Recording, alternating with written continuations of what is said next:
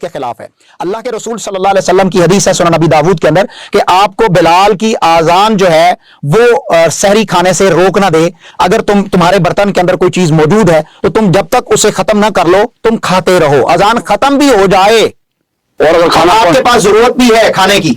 اور وہ آپ کے پلیٹ میں یا برتن میں موجود ہے تو آپ کھا سکتے ہیں اذان ختم ہونے کے بعد بھی۔ اسلام میں بہت ساری آسانیاں ہیں، صحیح البخاری کی حدیث ہے یسروا ولا تعسروا، آسانی پیدا کرو مشکلات نہ پیدا کرو۔ اللہ یہ نہیں چاہتا کہ تم بھوکے پیاسے رہو اور کھانا میرے پاس کم ہو گیا ہے لہذا تم نے جو ہے وہ جلدی سے بریک کر لینی ہے۔ اللہ تعالیٰ صرف آپ کے دل کی کیفیت کو دیکھنا چاہتا ہے، تقویٰ اسی کا نام ہے اور یہی روزہ ہے۔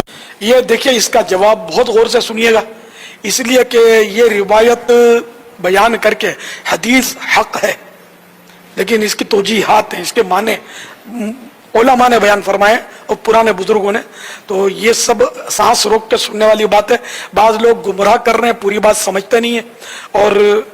اس طرح سے لوگوں کو گمراہ کر رہے ہیں کہ کھاتے پیتے رہو برتن میں جو ہے وہ چاہے صبح صادق ہو جائے۔ اصل میں پہلے تو حدیث کے الفاظ ہی سن لیے جائیں کہ حدیث کے الفاظ کیا ہیں۔ سیدنا ابو ہریرہ رضی اللہ تعالی عنہ سے یہ روایت کیا کہ رسول اللہ صلی اللہ تعالی علیہ وآلہ وسلم نے ارشاد فرمایا اذا سمع احدکم النداء، کہ جب تم میں سے کوئی شخص اذان سنے، والاناء علی یدہ فلا یدعہ حتی یقضی حاجتہ منہ، کہ جب تم میں سے کوئی ندا یعنی اذان سنے اور برتن اس کے ہاتھ میں ہو تو وہ اسے نہ رکھے یہاں تک کہ اپنی حاجت پوری کر لے۔ مسئلہ شرعی تو یہاں پر کئی مرتبہ یہ بیان ہو چکا ہے کہ جو قرآن پاک میں ارشاد فرمایا اللہ تبارک و تعالی نے کہ کلوا واشربوا حتی یتبین لکم الخیط الابیض من الخیط الاسود من الفجر، یعنی کھاؤ پیو یہاں تک کہ سفیدی کا ڈورا سیاہی کے ڈورے سے ظاہر ہو جائے یعنی فجر ہو جائے۔ تو طلوع فجر تک یعنی صبح صادق تک کھانے پینے کی اجازت دی گئی ہے۔ اس قرآن کی آیت کی روشنی میں اور احادیث طیبہ کی روشنی میں علماء نے یہی ارشاد فرمایا، فقہاء کرام نے، جمہور محدثین نے، مذاہب اربع یعنی چاروں ائمہ اربع جو مجتہدین ہیں وہ اس بات پر متفق ہیں کہ سحری کا جو آخری وقت ہوتا ہے یہ طلوع فجر یعنی صبح صادق جب ہو جاتی ہے تو اس وقت تک ہے۔ اب رہی یہ حدیث مبارکہ، تو اس حدیث مبارکہ میں پہلی بات تو یہ کہ یہاں پہ فجر کی اذان کا نام نہیں ہے، اس میں مطلق فرمائے کہ اذا سمع احدکم النداء، جب تم میں سے کوئی شخص اذان سنے، تو یہاں اذان سے مراد کس نے مطلق یہ نہیں کہا گیا اس کے اندر کہ فجر کی اذان سنے بلکہ مطلق اذان۔ تو اب مثال کے طور پہ کوئی افطار کے وقت کھانا کھا رہا ہے، افطاری کر رہا ہے، اس وقت اذان مغرب ہوئی، تو اس میں فرمایا کہ اگر وہ اپنی حاجت اس سے پورا کرنا چاہتا ہے تو پورا کر سکتا ہے، وہ برتن نہ رکھے بلکہ اس میں سے کھا لے۔ اسی طرح کوئی اور اذان ہے، جیسے مثال کے طور پر احادیث طیبہ کے اندر ہے کہ اذا حضر العشاء والعشاء، کہ جب عشاء اور عشاء یعنی رات کا کھانا اور عشاء کی نماز دونوں آ جائیں تو پھر تم عشاء یعنی رات کے کھانے سے ابتدا کرو، یعنی بھوک کی شدت ہے، کھانا سامنے موجود ہے تو اس وقت بندہ کھانا کھا کے پھر نماز پڑھنے کے لیے جائے۔ تو اسی طرح اذان ہو رہی ہے لیکن کھانا کھا رہا ہے تو بندے کو اس بات کی اجازت ہے کہ وہ کھانا کھا سکتا ہے، اس میں اذان فجر کی بات نہیں کی گئی۔ پہلی بات تو یہ، لہذا اس میں اپنی طرف سے یہ لفظ بڑھا دینا یہ حدیث کا ترجمہ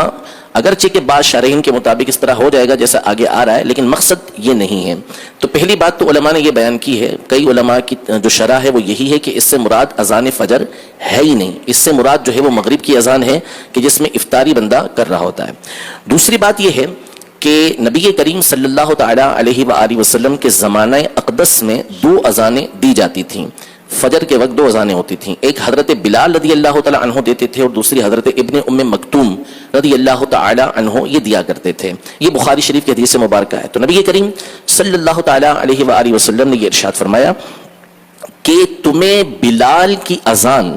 کھانے پینے سے نہ روکے جب تک کہ ابن ام مکتوم اذان نہ دے لیں۔ تو ہوتا یہ تھا کہ حضرت بلال رضی اللہ تعالی عنہ وہ اس لیے اذان دیتے تھے، فجر شروع ہونے سے پہلے اذان دیا کرتے تھے تاکہ جو سویا ہوا ہے وہ جاگ جائے اور جاگ کے وہ سحری کر لے، اور ابن ام مکتوم صبح ہوتے ہی اذان دے دیا کرتے تھے۔ تو یہ جو ارشاد فرمایا کہ اذا سمع احدکم النداء، جب تم میں سے کوئی اذان سنے، اگر اس سے فجر کی اذان مراد لیں گے بھی تو یہ وہ والی اذان فجر نہیں ہے کہ جو نماز کے لیے دی جاتی ہے، بلکہ اس سے مراد حضرت بلال رضی اللہ تعالی عنہ کی وہ اذان جو آپ زمانہ رسالت میں اس وقت دیا کرتے تھے کہ جب ابھی فجر کا وقت شروع نہیں ہوتا تھا اور لوگوں کو سحری کے لیے اذان کہا کرتے تھے. جیسا ہمارے یہاں رواج ہوتا ہے کہ صلاۃ السلام کے ذریعے مختلف چیزوں کے ذریعے لوگوں کو جگایا جاتا ہے, تو یہ مراد ہے اس سے, نہ یہ کہ اذان فجر. تو ائمہ اربعہ اس پر متفق ہیں, اور بھی اس کے علماء نے بہت سارے معنی بیان کیے ہیں. تو ہرگز